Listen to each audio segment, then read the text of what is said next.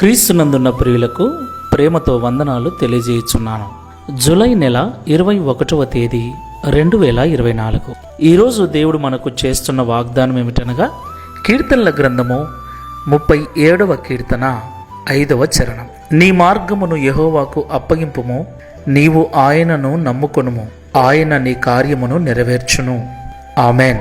నా ప్రియమైన సహోదరి సహోదరులారా, ఈ లోకంలో జీవిస్తున్న మనమందరం కూడా కుటుంబ పోషణ కొరకు, జీవితం ముందుకు కొనసాగుట కొరకు, ఆరోగ్యంగా ఉండుట కొరకు అనేక రకాల ప్రయత్నాలు చేస్తూ అనేక రకాల పనులను కలిగి ఉన్నాం.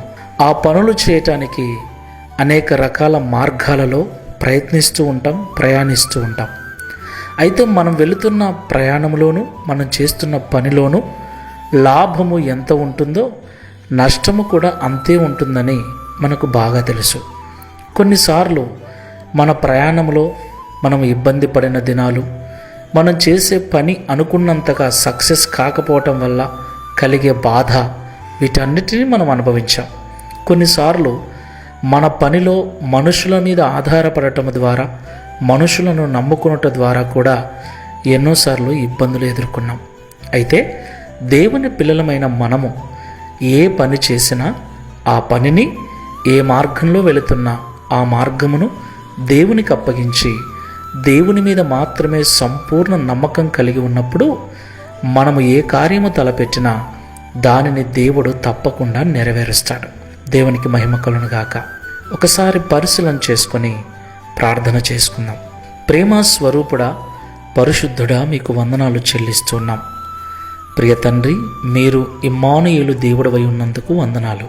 నిన్ను ఆశ్రయించిన బిడ్డలమైన మేము, నిన్ను వెంబడిస్తున్న బిడ్డలమైన మేము ఏ విషయంలో కూడా ఓడిపోకుండా, అపజయము పొందుకోకుండా విజయ పతాకం ఎగరవేయాలని, జయ జీవితము జీవించాలని మీరు ఎంతగానో ఆశిస్తున్నందుకు వందనాలు.